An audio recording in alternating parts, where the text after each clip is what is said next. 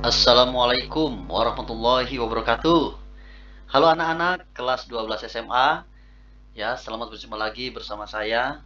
Pada kesempatan ini kita akan membahas materi mengenai potensial listrik oleh bola konduktor dan potensial listrik pada keping sejajar ya. Supaya waktu kita bisa digunakan efektif, mari kita mulai saja pembahasan ini. Ya, yang pertama, potensial listrik oleh bola konduktor bermuatan. Ya, oke, perhatikan gambar ini. Misalnya kita punya sebuah bola bermuatan, ya. Bola di sini bola rongga, bola berongga, bola kosong, ya. Di mana muatannya tersebar secara merata di kulit bola. Nah, dari pusat bola ke kulit bola berarti ini adalah jari-jari, ya. Nah, di sini saya berikan beberapa titik ya untuk kita tinjau nanti besar potensialnya. Di titik 1 itu adalah titik pusat bola, kemudian titik kedua di antara pusat bola dan kulit bola, titik ketiga untuk titik di kulit bola, dan titik keempat untuk titik di luar bola, ya, gitu. Nah, kita akan tinjau satu persatu, kita akan mulai dari titik terluar dulu, ya. Nah, untuk meninjau potensial listrik oleh bola konduktor bermuatan ini untuk titik di luar bola, ya, maka kita harus pandang atau kita bisa anggap bola konduktor ini seperti muatan titik. Ya, gitu. Sehingga kita bisa gunakan rumusan potensial yang umum, yaitu Pi sama dengan K dikali Q, Q adalah muatan bolanya, dibagi dengan R. Apa itu R? R adalah jarak dari pusat bola ke titik tersebut. Nah, berarti dalam hal ini nilai R-nya lebih besar daripada R. Ya, begitu. Nah, jadi kalau untuk titik di kulit bola, maka kita bisa tinjau bola ini seperti muatan titik. Ya, maka potensialnya adalah K per R, di mana R adalah jarak dari pusat bola ke titik tersebut. Oke, itu untuk titik di luar bola. Berarti semakin jauh dari bola, tentunya ini kan R-nya di bawah, dibagi, ya, maka nilainya akan makin kecil dan itu turun secara eksponensial. Lihat grafik ini. Nah, jadi setelah lewat bola, maka nilai potensialnya turun secara eksponensial, ya, melengkung. Gini, dengan persamaan K per R. Semakin besar R, maka semakin kecil nilainya. Oke, baik. Yang kedua, titik ketiga, tepat di kulit bola. Nah, untuk titik tepat di kulit bola, maka kita tinggal ganti saja R kecil ini dengan R. Ya. Nah, berarti P3, potensial listrik di tepat di kulit bola, itu kaki per R, di mana R-nya sama dengan jari-jarinya. Ya, begitu. Oke, sekarang bagaimana untuk yang di dalam bola, titik 1 dan titik 2? Nah, sama ini juga ya, mudah. Untuk melihat potensial listrik di dalam bola, maka kita gunakan konsep medan listrik ya. Medan listrik di dalam bola itu sama dengan 0. Nah, itu artinya ketika akan memindahkan muatan di dalam bola, maka tidak memerlukan gaya. Ya, artinya usaha yang diperlukan untuk memindahkan muatan dari satu titik ke titik lain itu sama dengan 0. Kalau usahanya 0, berarti beda potensialnya 0. Kenapa? W sama dengan Q kali delta V. Berarti delta V-nya 0. Jika delta V-nya 0, berarti Pi setiap titiknya sama. Nah, itu konsepnya. Ya. Misalnya nih, delta V antara titik 1 dan titik 3. Ya. Jika delta Pi antara titik 1 dan titik 3 ini sama dengan 0, berarti Pi3 kurang Pi1 sama dengan 0. Ini artinya Pi3 sama dengan Pi1.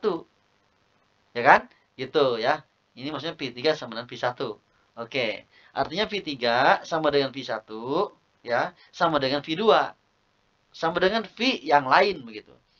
Artinya potensial listrik di dalam bola itu nilainya sama di setiap titik.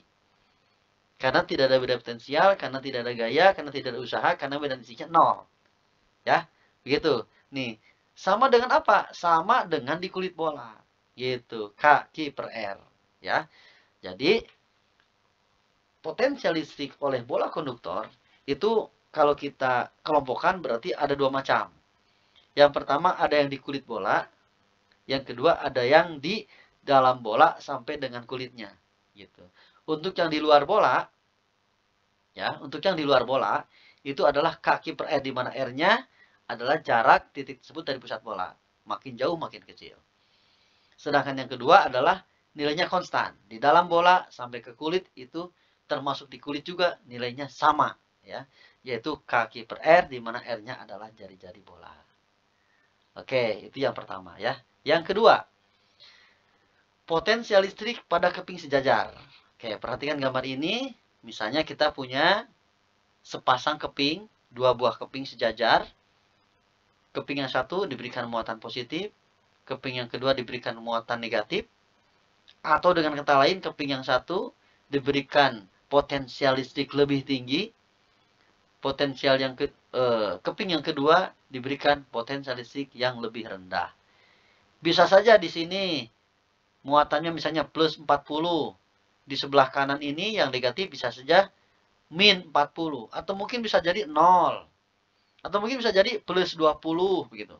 Jadi plus min ini maksudnya tandanya bahwa yang plus adalah potensial tinggi, yang tandanya min adalah potensial rendah. Baik, maka dengan demikian, medan listrik akan mengarah ke yang potensial lebih rendah. Nah, supaya lebih mudah memahami, kita sudah mempelajari bahwa garis medan listrik itu adalah dari positif menuju negatif, maka kita buat seperti ini. Berarti garis medan listriknya dari positif menuju negatif. Ini artinya, jika di dalam keping ini ada muatan listrik, ya, maka dia akan terkena gaya listrik. Kemana gaya listriknya? Atau kemana dia akan terdorong atau tertarik? Gampang saja. Kalau misalnya ini muatan positif di sini, berarti positif akan ditolak oleh plus. Positif akan ditolak oleh positif, maka positif akan ditarik ke negatif. Maka panahnya akan bergerak menuju kutub negatif. Kalau di sini muatan negatif, maka muatan negatif akan ditolak oleh muatan negatif. Maka panahnya ke kiri. Nah, seperti itu ya. Oke. Nah, kemudian panjang keping ini atau jarak antar keping ini adalah D. Ya, adalah D. Lalu di sini kita buatkan beberapa titik, titik 1, 2, 3, 4, 1, 2 di dalam keping, ya, dengan 3, di mana 3 tepat di ujung keping, sedangkan 4 di luar keping. Baik. Nah, dua keping sejajar ini yang luasnya A, diberi muatan positif dan muatan negatif, maka akan timbul medan listrik yang nilainya konstan. Gitu ya. Nah, nilai konstan E ini sebesar tau per E0. Apa itu tau? Rapat muatan. E0 adalah permitivitas udara. Ya. Jadi, nilai medan listriknya konstan di sini. Dengan demikian, maka besar potensial listrik di dalam keping ini, pada setiap titik sepanjang keping ini nilainya berbeda.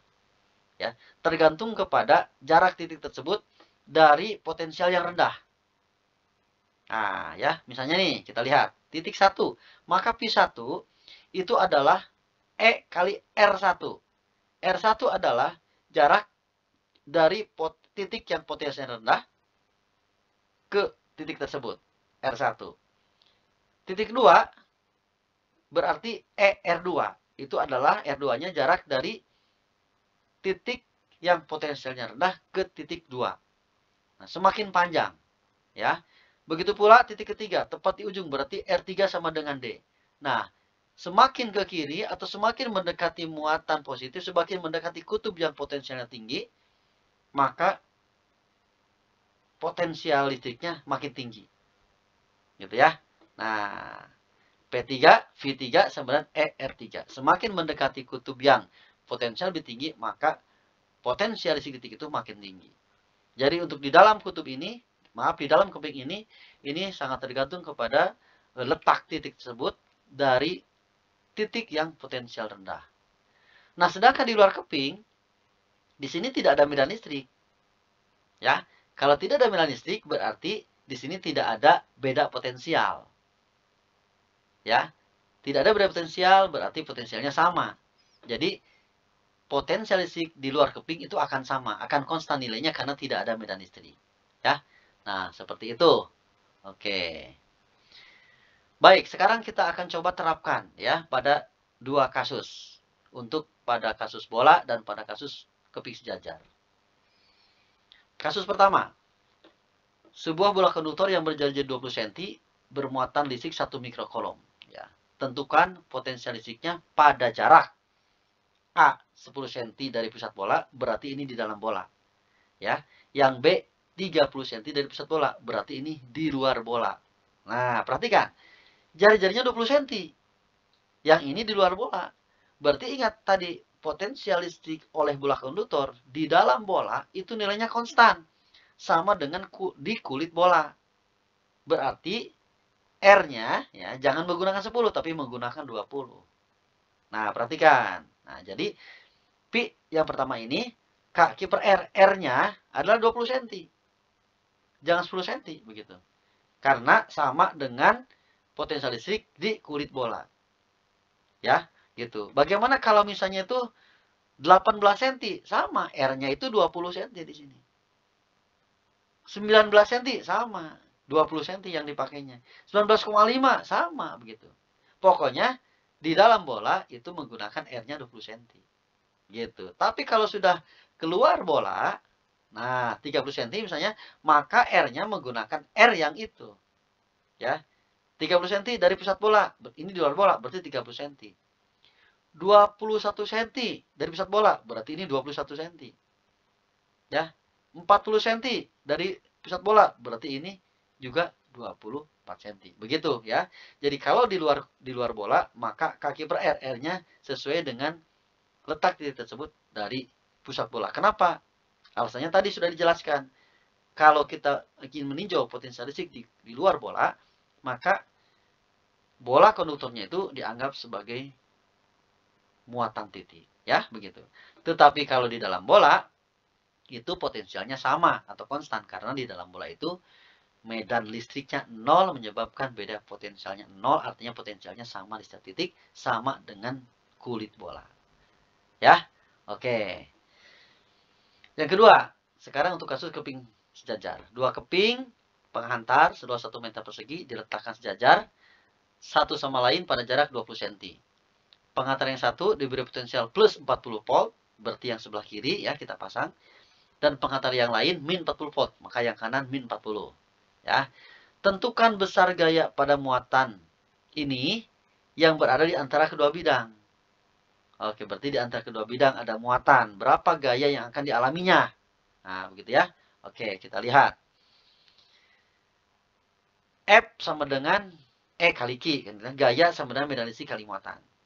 Nah, medan listrik itu E sama dengan, ya, itu kan V sama dengan kan E kali R. Berarti E sama dengan P dibagi R. Berarti delta P dibagi R. Gitu ya. Delta P keseluruhan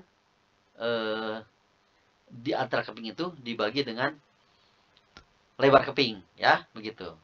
Oke, dikali Q. Maka, oke, delta P-nya, kan tadi kepingnya yang kiri 40, yang kanan min 40, berarti 40 dikurangi min 40. Potensial tinggi kurangi potensial rendah. Kalau kita ingin mendapatkan beda potensialnya. Yang tinggi kurangnya rendah. Yang tinggi 40, yang rendah min 40. Jadi 40 dikurangi min 40, ini jadi 80. Dibagi 20 cm jarak antar kepingnya. Ya, gitu. Dibagi 0,2. Oke, dikali muatannya. Maka akan menghasilkan, tinggal hitung seperti biasa, ya, akan menghasilkan 8 Newton. Oke ya.